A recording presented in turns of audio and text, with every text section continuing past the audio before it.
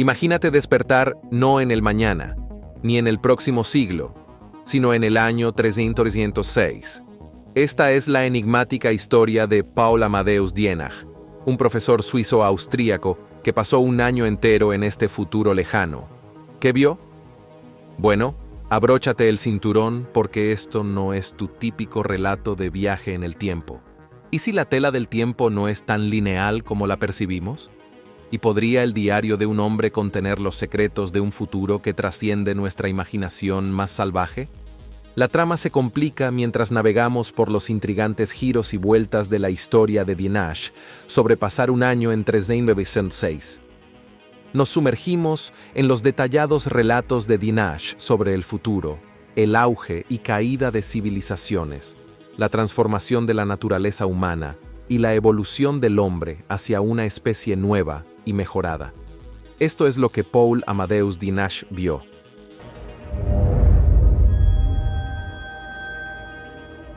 Según Georgios Papachátsis, el traductor de los manuscritos originales y alguien que lo conoció personalmente, Paul Amadeus Dienach era un profesor suizo-austríaco cuya salud era frágil. Nacido en un suburbio de Zúrich de padre suizo de habla alemana y madre austriaca de Salzburgo, Dienach pasó su adolescencia en un pueblo cerca de la capital suiza. Su camino educativo lo llevó a estudios humanitarios con un fuerte enfoque en la historia de las culturas y la filología clásica. Según se informa, Dienach sufrió de encefalitis letárgica, una peculiar condición neurológica desencadenada por una respuesta del sistema inmunológico a neuronas sobrecargadas. Experimentó por primera vez un sueño letárgico en 1917, que duró 15 días. Posteriormente, en 1921, cayó en un coma de un año de duración.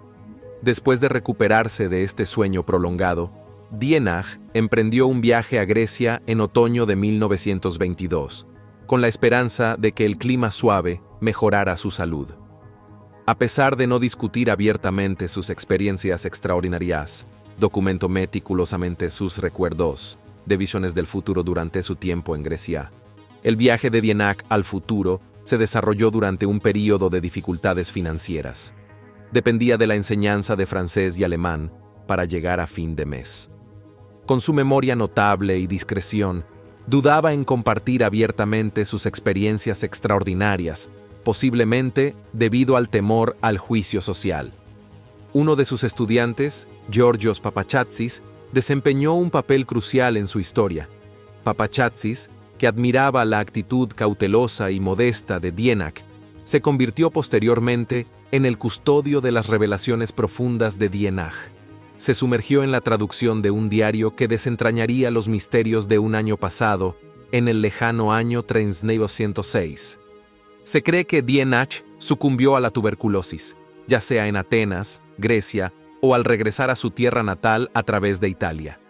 Probablemente fue durante el primer trimestre de 1924. Confesó a Papachátsis, entregándole una parte significativa de su vida y alma, su diario. Dienach lo dejó con notas sin informar explícitamente a Papachátsis, instruyéndolo a mejorar su alemán, traduciendo los documentos de alemán a griego. Inicialmente, Papachátsis asumió que Dienach había escrito una novela, pero al sumergirse en la traducción, se dio cuenta de que las notas eran, de hecho, el diario de Dienach desde el futuro. Papachátsis tradujo las páginas, descubriendo extensos pasajes que exploraban una guerra nuclear prevista, la colonización de Marte y el establecimiento de un gobierno mundial. Secciones que detallaban vehículos voladores, tecnología holográfica y encuentros con vida extraterrestre intrigaron a Papachátsis y lo llevaron a creer inicialmente que era una novela de ciencia ficción. Dienach relató un viaje extraordinario, describiendo cómo cayó en coma en 1921 y despertó 2000 años en el futuro, específicamente en el año 306.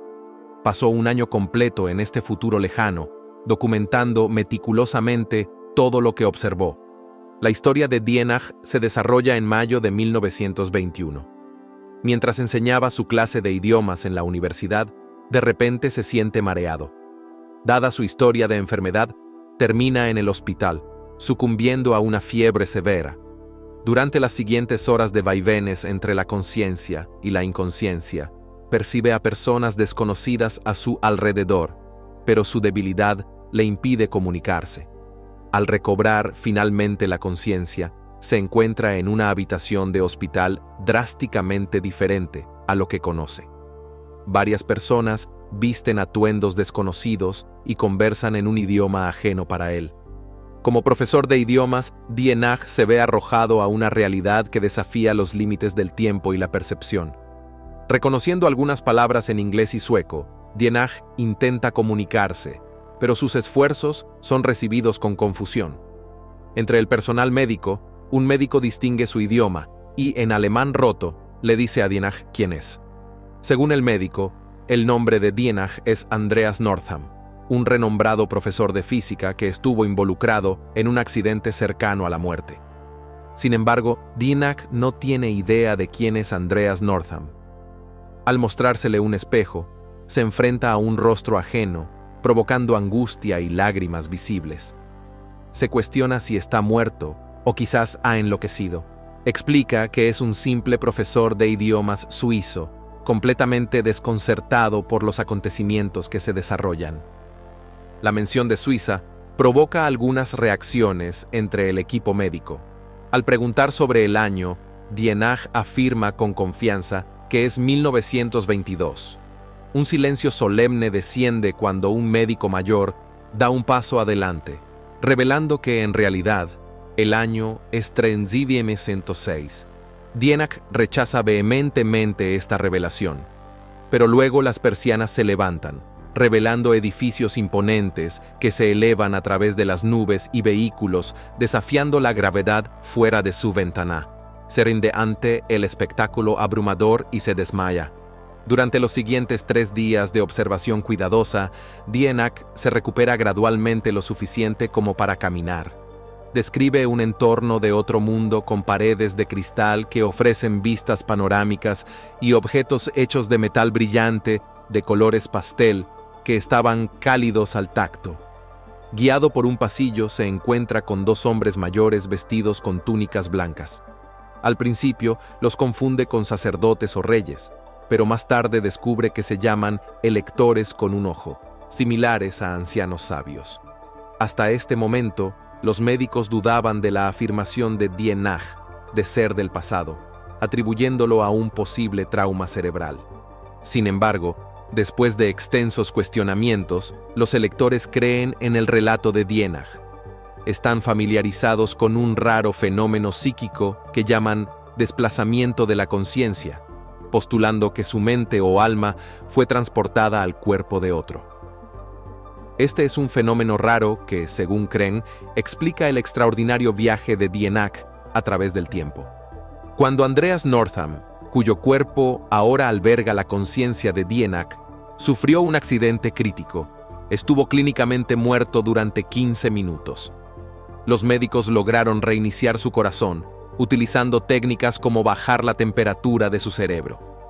Los electores creían que el cambio de personalidad ocurrió durante esta reanimación, transfiriendo la mente de Paul Dienach 2000 años en el futuro para habitar el cuerpo de Andreas Northam. Contemplando los mecanismos de este viaje de conciencia, Dienach interrogó a los electores sobre la naturaleza del tiempo. Explicaron que el tiempo no es estrictamente lineal. Toda conciencia existe universalmente, aunque tales eventos raros son conocidos por suceder.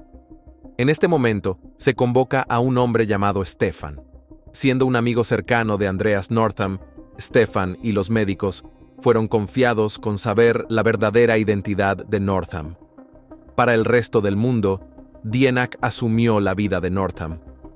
Los electores creían que si Stefan podía ayudar a Northam a recuperar sus recuerdos, el cambio de personalidad podría revertirse y Dienach podría regresar a su propio tiempo. Stefan aceptó visitar a Dienach diariamente para educarlo sobre la sociedad moderna. Sin embargo, el interés principal de Dienach estaba en entender el pasado. A pesar de que los médicos en 1906 comprendían el cambio psíquico de personalidad. Un aspecto desconcertante persistía desde la década de 1920. En aquel entonces, Dienach padeció de encefalitis letárgica o la enfermedad del sueño, una condición que afecta el habla, el movimiento y la vigilia. Curiosamente, a pesar de vivir 2 semanas en el futuro, Dienach nunca dormía, permaneciendo despierto durante toda la noche, leyendo y aprendiendo el nuevo idioma, interactuando con el Regenschwager, una novedosa pieza de tecnología similar a un dispositivo portátil con imágenes tridimensionales en movimiento. El dispositivo brillaba en la oscuridad, con sonido, música y narración, una versión temprana de un iPad. Básicamente, Dienach se sumergió en el aprendizaje. Sin embargo, los médicos limitaron su estudio del siglo XX, temiendo cualquier conocimiento que pudiera alterar eventos históricos. En cambio, Dienach se enfocó en los desafiantes años 2000 a 2300. Estudió las luchas de la raza humana con la superpoblación y los conflictos regionales, y obtuvo perspicacia sobre las dificultades que enfrentaría en el futuro. Después de más de 60 años de progreso, Marte fue finalmente colonizado, con una población que creció a 20 millones. Sin embargo, en 2265, un evento catastrófico, posiblemente un gran impacto, llevó al colapso total de la colonia marciana y los intentos subsiguientes de colonización fueron abandonados. En 2309, una guerra nuclear a escala media arrasó la mayor parte de Europa, salvando solo a los países bálticos y escandinavos. Se cree que este evento es la razón de su lengua, un híbrido de inglés y escandinavo. La guerra nuclear global que siguió duró 80 años, diezmando gran parte de la población humana. En 2396 emergió un nuevo gobierno mundial llamado Reichstag, marcando el fin del período antiguo de la historia e inaugurando el comienzo de la era moderna. Inicialmente corrupto y controlado por la élite adinerada, el gobierno enfrentó resistencia en todo el mundo durante unos 200 años debido al fuerte nacionalismo local. Eventualmente, ocurrió una transformación, alejándose de elegir políticos y hombres de negocios. Los cargos más altos pasaron a ser ocupados por científicos, filósofos y humanitarios. La sociedad comenzó a reformarse y, en 1823, un líder mundial llamado Thorhild propuso un novedoso sistema económico. A diferencia del sistema anterior basado en la escasez global, este nuevo sistema se centraba en la adecuación global. Las personas trabajaban por el bien común durante 40 años en su campo elegido. Después de los 40 años se retiraban, con todas sus necesidades materiales cubiertas por la comunidad global. El progreso tecnológico y la automatización avanzaron hasta el punto en que, para cuando Paul Dienach llegó en 306, las personas trabajaban solo 2 años de sus vidas. La educación infantil llevaba a la entrada en la fuerza laboral a los 17 años, luego el trabajo intensivo durante 2 años antes de jubilarse. Se proporcionaban necesidades materiales, incluyendo refugio, alimentos, ropa, educación y entretenimiento, y el dinero convencional fue reemplazado por un sistema que valoraba el arte y la ciencia. Seguir una carrera se volvió opcional, permitiendo una vida de ocio siempre que se completaran los 2 años de servicio. Esta situación parece reminiscente del socialismo y el comunismo, que a menudo fracasan, agregando un giro fascinante a la narrativa. ¿Por qué fallan estos sistemas? Bueno, el problema fundamental radica en la presencia de individuos egoístas, ya que, sin importar cuán generosa sea la mayoría de las personas, siempre hay quienes ansían más. La naturaleza humana se interpone en el camino. Sin embargo, para el año 3906, la humanidad ha experimentado una transformación profunda. Pero este cambio no es de la manera en que tradicionalmente nos concebimos. Hemos evolucionado hacia algo más.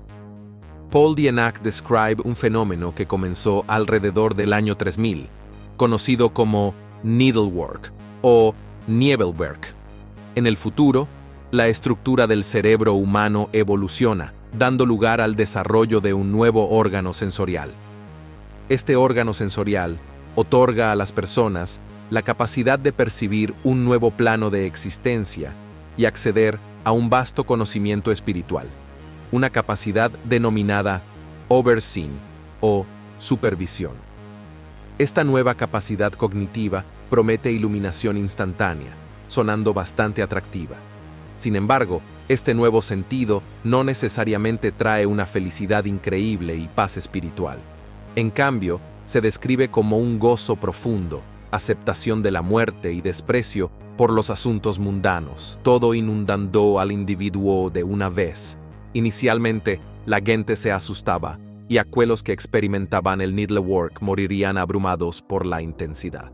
Sin embargo, el 6 de septiembre de 1382, un hombre de 76 años llamado Alexis Bolky sobrevivió al needlework, marcando un punto de inflexión.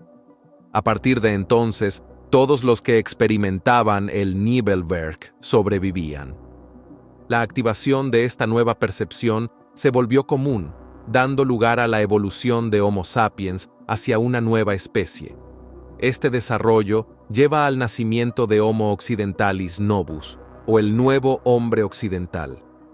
En este futuro, la propia naturaleza humana se transforma.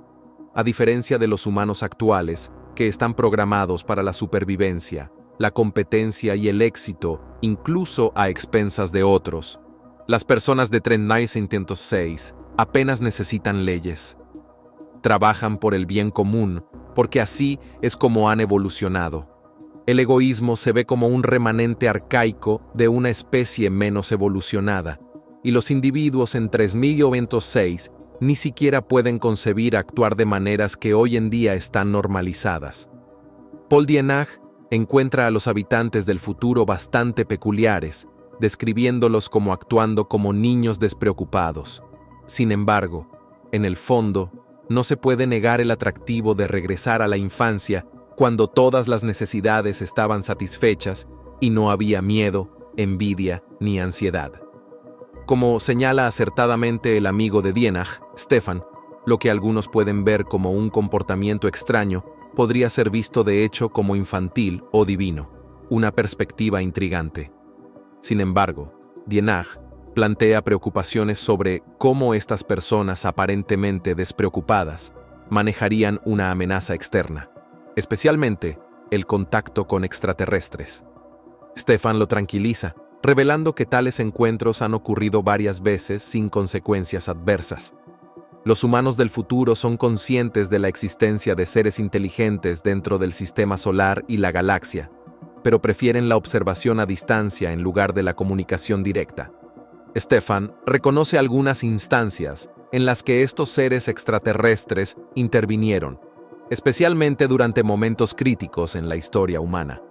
Reflexionando sobre su pasado, Dienach recuerda un momento conmovedor de su juventud cuando se enamoró de Anna, una chica de su pueblo. A pesar de sus sentimientos mutuos, las circunstancias dictaron lo contrario, y tuvieron un último momento juntos en una colina adornada con flores blancas. Anna prometió regresar y hacer una corona de flores de viento para Paul, pero tristemente nunca la volvió a ver, un tormento persistente a lo largo de su vida.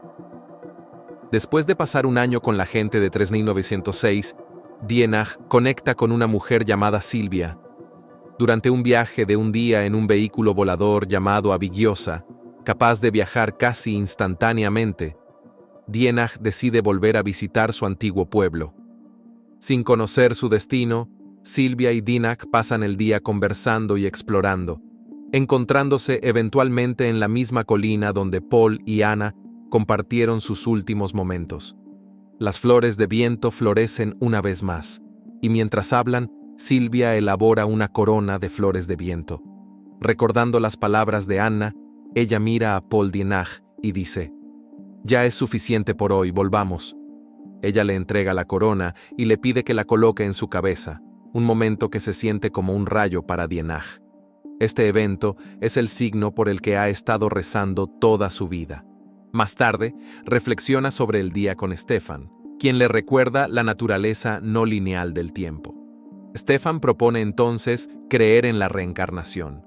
Según Stefan, Silvia es el alma reencarnada de Ana, cumpliendo su promesa después de 2000 años. Esa noche, mientras Dienach siente que sus ojos se vuelven pesados, se pregunta si finalmente encontrará un sueño reparador a partir de entonces. Su último pensamiento se centra en cuánto extrañó esta sensación, y Andreas Northam finalmente se queda dormido por primera vez en un año. En 1922, Paul Dienach despierta de un coma de un año, concluyendo la cautivadora historia. Sin embargo, la integridad de las experiencias de Dienach sigue siendo un misterio. ¿Fue su historia realmente un viaje paranormal 2000 años en el futuro? El extenso libro de Dienach, lleno de detalles intrincados sobre la tecnología futura y una visión del mundo ricamente detallada, le da cierta credibilidad a su relato. Alternativamente, es posible que durante su coma, Dienach experimentara sueños vívidos que interpretó como realidad, construyendo una visión elaborada del futuro. Sin embargo, otra teoría a considerar es que Paul Amadeus Dienach nunca existió. A pesar de ser discutido en varios blogs, podcasts y videos, la foto comúnmente utilizada de Paul es una ficha policial de Daniel Touhill, arrestado por robo en Nueva Zelanda en 1908. Además, los registros de Zúrich y Atenas, donde supuestamente vivió y enseñó Dienach, no muestran rastro de alguien con ese nombre o variaciones similares. Georgios Papachátsis, el traductor y editor del libro, intentó localizar a Dienach años después, pero afirmó dificultades debido al cambio de nombre de Dienach después de servir en la Primera Guerra Mundial. El misterio se profundiza a medida que la verdadera identidad de Paul Amadeus Dienach sigue siendo esquiva. La situación es realmente conveniente, pero lo que es aún más conveniente es la desaparición del diario manuscrito original. Según Papachátsis, mientras residía en Grecia durante la guerra, su casa fue registrada por el ejército griego. Las notas, al estar en alemán, fueron confiscadas por los soldados y nunca fueron devueltas. Un giro sospechoso de los acontecimientos. El escepticismo aumenta cuando otros observan los paralelismos entre esta narrativa y la historia de H.P. Lovecraft, La sombra fuera del tiempo. El relato de Lovecraft, escrito en primera persona, como un diario, presenta a un protagonista que cae en un coma y despierta en un tiempo diferente. Pero mientras Dienach despierta en el futuro, el héroe de Lovecraft emerge en el pasado. A pesar de las distinciones, las similitudes hacen levantar cejas. Teniendo en cuenta que La sombra fuera del tiempo fue publicada en 1936, surge la pregunta de si la historia de Dienach, si fue inspirada por Lovecraft, podría haber sido escrita en la década de 1920. ¿Implica esto que el individuo griego creó un engaño? Contrario a tales sospechas, Georgios Papachátsis, un profesor de derecho y intelectual muy respetado, aporta credibilidad a la narrativa. Habiendo servido como jurista en el Consejo de Estado de Grecia, comparable a una Corte Suprema, Papachátsis era una persona seria y respetable. Sus intereses académicos en el derecho administrativo, los estudios sociales y humanidades se alinean con los temas encontrados en el diario de Paul Dienach. Es plausible que el libro haya sido concebido como un ejercicio intelectual, una exploración de la espiritualidad humana, con Papachátsis incorporando el giro de ciencia ficción y la historia de amor como dispositivos literarios. Si bien su intención puede no haber sido presentarlo como un hecho real, la era de Internet ha difuminado las líneas entre la ficción y la realidad, con personas dispuestas a creer fácilmente tales historias. ¿Podrían las narraciones de Dienach ser simples sueños? Surge la posibilidad de un extraño evento metafísico con explicaciones alternativas.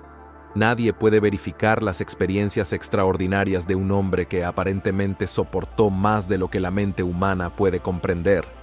Sin embargo, hechos científicos específicos, como el brote de gripe de 1918 y la subsiguiente enfermedad del sueño en la década de 1920, añaden complejidad a la narrativa. Esta misteriosa enfermedad, La encefalitis letárgica indujo un estado de parálisis y condiciones similares al coma, afectando el cerebro y dejando a las víctimas en un estado similar al de los muertos vivientes. Ya sea que la historia de Dienach sea producto de la percepción, la alucinación, un cuento de hadas o un relato genuino de viaje en el tiempo, sigue abierto a la interpretación individual. Se ofrece un consejo. La verdadera esencia del diario reside en su contenido, dejando a cada lector reflexionar y decidir por sí mismo.